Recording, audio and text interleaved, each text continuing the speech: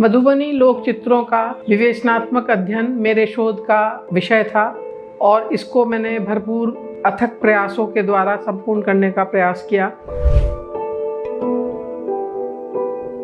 1976 से लेके काम करते करते 1982 में मैंने इसको सबमिट किया और इस शोध कार्य को मैंने 7 प्रमुख अध्यायों में विभक्त किया। नंबर 1 अध्याय में मधुबनी परिचय, मधुबनी के परिचय को मैंने 3 अलग भागों में विभक्त किया। भौगोलिक, ऐतिहासिक और सामाजिक।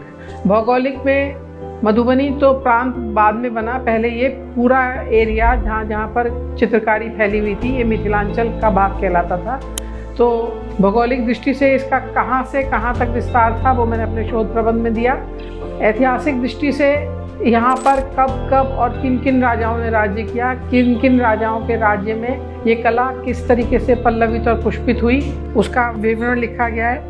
और सामाजिक दृष्टि से इस कला का किस तरीके से पोषण हुआ और किस तरीके से ये फली फूली और विकसित हुई इसके बारे में मैंने विवरण दिया है। इसके बाद जो सेकंड चैप्टर है, दूसरा अध्याय है, उसमें मधुबनी चित्रण परंपरा। मधुबनी चित्रण परंपरा कब से आरंभ हुई, उसका हमको क्या इतिहास मिलता है, कैसे कैसे हस्तांतरित हुई और कौन चित्रकार हैं जो इस प्रकार की चित्र रचना करते हैं। इसमें 2 तरीके के चित्रकार विशिष्ट रूप से हैं, या तो पुरुष या तो महिलाएं। मुख्य रूप से ये कला महिलाओं के ही अधीन रही क्योंकि जितने भी पर्व त्योहार वो केवल महिलाओं के ही अधीन होते हैं। इसलिए मुख्य रूप से हम ये कह सकते हैं कि ये चित्रकला पारंपरिक लोक चित्रकला थी और ये महिलाओं के ही अधीन रही। जब इन चित्रों की व्यावसायिक मांग बहुत अधिक बढ़ गई तब इन चित्रों की पूर्णता हेतु पुरुषों ने भी सहायता देनी आरंभ करी। स्त्रियां पूरा चित्र संयोजन कर लेती थी तो उसके बाद पुरुष उसमें रंग भरने की सहायता करते थे, या तो पुरुष करते थे या घर की छोटी छोटी लड़कियां अपनी माताओं से पूछकर उसमें रंग भर दिया करती थी।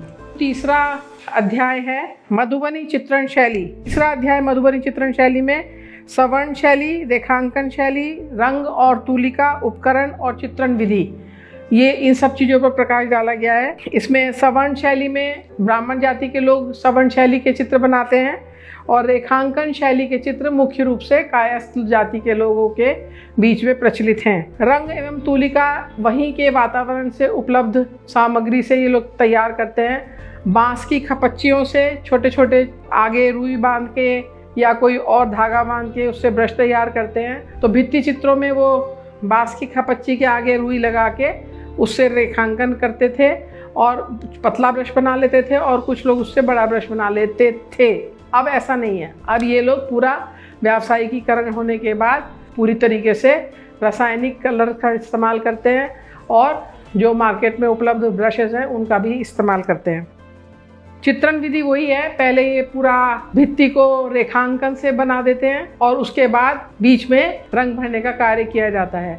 रेखांकन के कार्य करने में सबसे इंटरेस्टिंग चीज़ ये है कि हमेशा ये 2 रेखाओं का प्रयोग करते हैं, 2 रेखाएं बनाते हैं। मैंने जब उनसे पूछा कि आप ये डबल रेखा क्यों बनाते हैं तब उन्होंने बताया, जो सुन के मुझे बहुत अच्छा लगा, कि एक रेखा शिव की है और एक रेखा शक्ति की है। उनका मतलब अभिप्राय जो था वो सृजन से था कि बिना पुरुष और बिना प्रकृति के जिस तरीके से सृजन नहीं हो सकता, असंभव है, उसी प्रकार से इन 2 रेखाओं के बिना, जो एक शिवात्मक और एक शक्तियात्मक है, इसके बिना चित्र का सृजन नहीं हो सकता। चित्र जो बनाते हैं ये दीवार पर इसी अभिप्राय से बनाते हैं कि हमारा घर सुरक्षित रहे, देवी देवता हमारे घर की दीवारों पर हैं तो हम सुरक्षित हैं, उस तरीके की वहाँ पर मान्यता है।